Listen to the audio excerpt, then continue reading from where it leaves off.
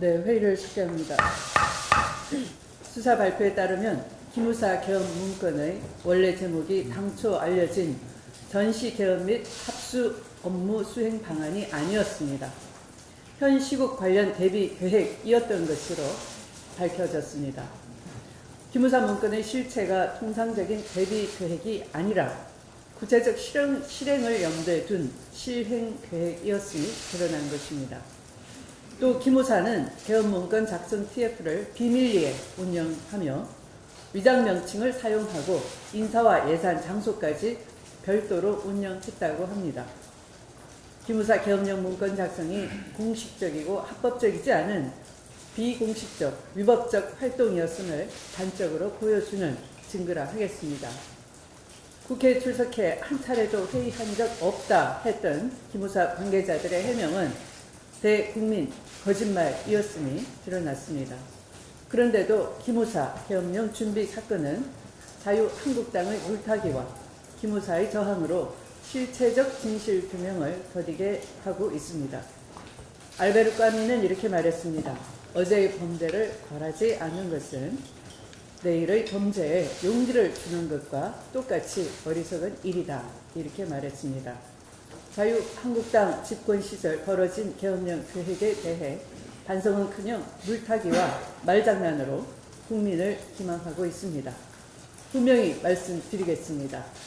자유한국당은 기무사 문건에도 적시된 개업령의 조력자이자 수혜자이며 그 책임에서 결코 자유스러울 수 없는 당사자라는 것입니다. 이제라도 기무사 개업령 문건의 실체적 진실을 인정하고 그 지시자와 배후 규명에 나설 것을 강력히 촉구합니다. 우리 당은 기무사를 지렛대 삼아 군을 정권 연명에 이용하려 했던 박근혜 정권의 최고 수뇌부가 누구였는지 분명히 밝혀낼 것입니다. 한국전 참전 미군 이후에 55구가 미 본국으로 송환되면서 다시 북미 관계에 온기가 감돌고 있습니다. 아울러 남북은 9차 장성급 군사회담에서 비무장지대 내 감시 초소 시범 철수와 유해 공동 발굴, 판문점 공동 정비구역 비무장화, 서해상 적대행위 중단 등에 원칙적으로 합의했습니다. 아세안 지역 안보 포럼에서는 북한의 비핵화와 종전선언에 대한 관련 국가의 논의가 이어지고 있습니다. 비록 아직까지는 낙관하기 어렵지만 종전선언이 당사국들의 주요 의제로 논의되고 있는 상황은 커다란 진전이라 하겠습니다.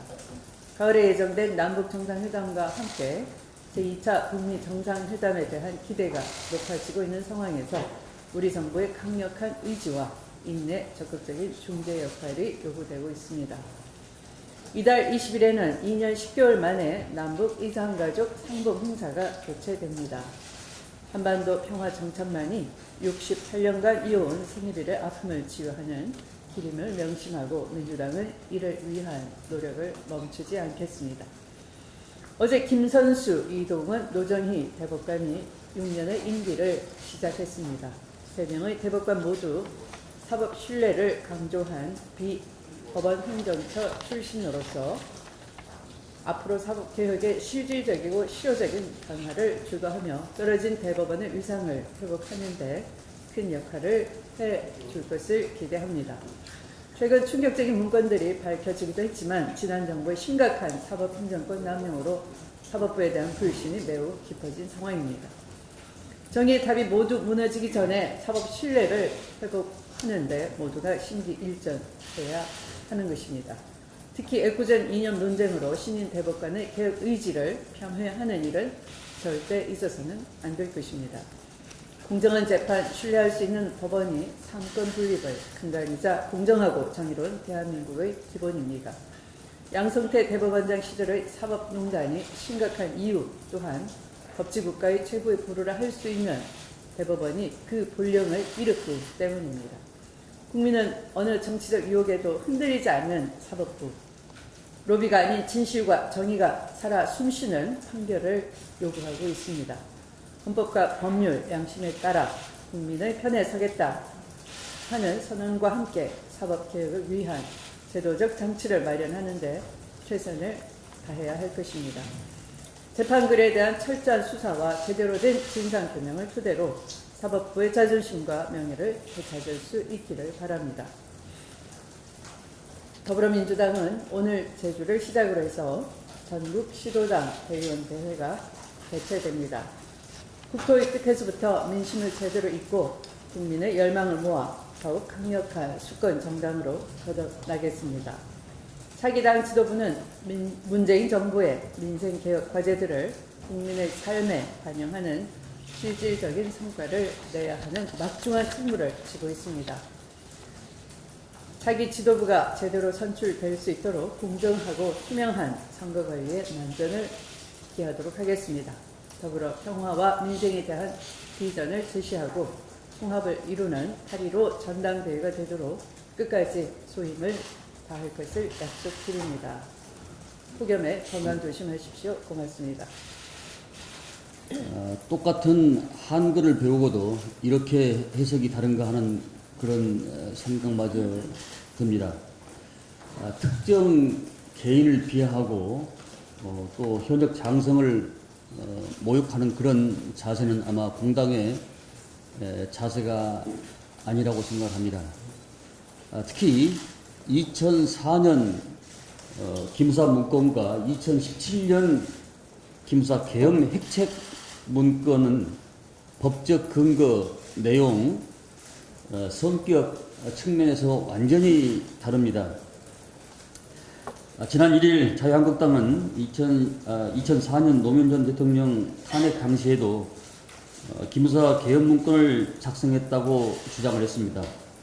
그러나 2004년과 2017년 기무사 문건은 그 본질부터가 다릅니다. 2004년 문건은 탄핵을 전후에 발생할 수 있는 정부 정복 등 비상사태를 대비하기 위해 준비한 위기관리 문건으로 기무사 본연의 업무를 충실히 수행한 것입니다.